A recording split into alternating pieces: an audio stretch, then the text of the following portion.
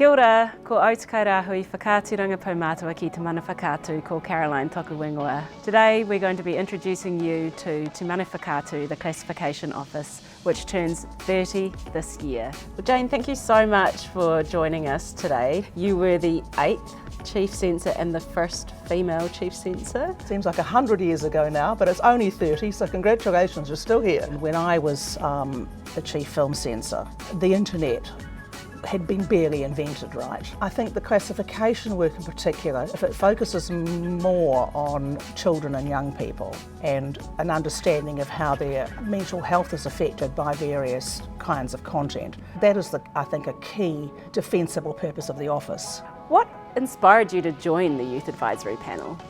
It's just simply a really cool opportunity to meet new people, but also to get really involved in a space that not a lot of young people actually really know.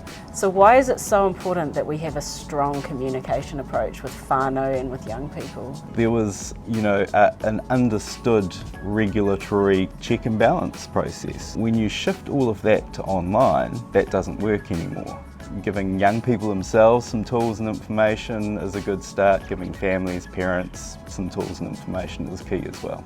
Why do you think it's so important that young people get good information about films and shows on streaming services? I feel like people don't realise how we're exposed to so much stuff and how that can harm us. What are you most proud of in your time as Chief Censor, Jane? I managed to have, I think, a little bit of influence around the freedom of expression space. Start off with freedom of expression and then you move back. And if you don't do that, then you haven't got a particularly functioning democracy, I don't think. And if you could have a message for young people about engaging with content, what would it be? Check the Finder Rating website. Give them the information to make a decision like, is this right for me?